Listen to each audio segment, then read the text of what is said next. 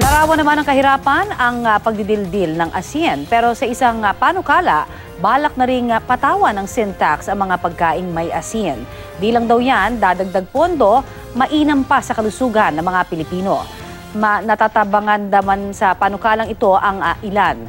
Balitang hatid ni Bernadette Reyes.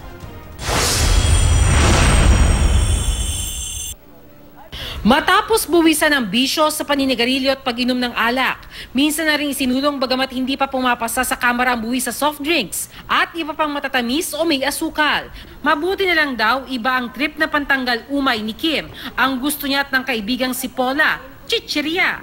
Everyday ata. Bakit? Ba't ganun ka kadalas ka? Wala, after lunch, parang ano lang, dessert. Siyempre yung alat, minsan yung chichirya tapos yung iba matamis din. So ay nakakainganyo kung bakit gustong kainin din. Pero pati ba naman lasang yan, balak buwisan.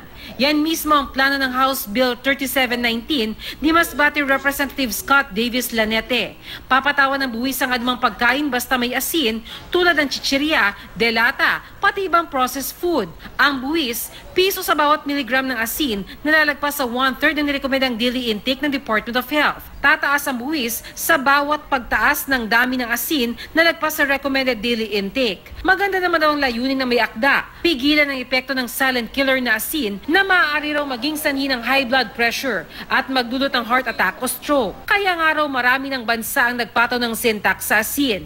Pero hindi lang ito tulong para maging healthy. Dagdag paraan din ito para tumaas ang koleksyon ng buwis ng gobyerno. The bill wishes to include preservatives placed on food products as well as the junk food since these are unhealthy goods which people need to intake. Ang panukala, nagtatalo pa sa panlasa ni Kim at Paula. Okay lang naman, siguro.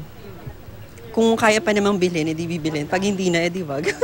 Pwede na hindi na ako bumili dahil kasi medyo mahal na nga. Di mas bibili nila ako ng mas healthy food, diba? Pero sa mga manggagawa ng asinang ito sa Bulacan, mapakla na ang dating ng panukala. Huwag naman taasan ng buwis.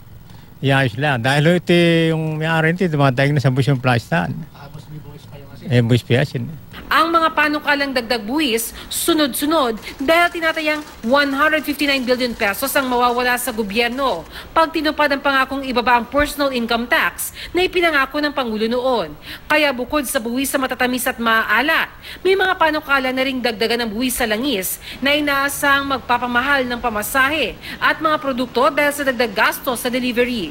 Posible ring i-adjust ang buwis para sa mga sasakyan.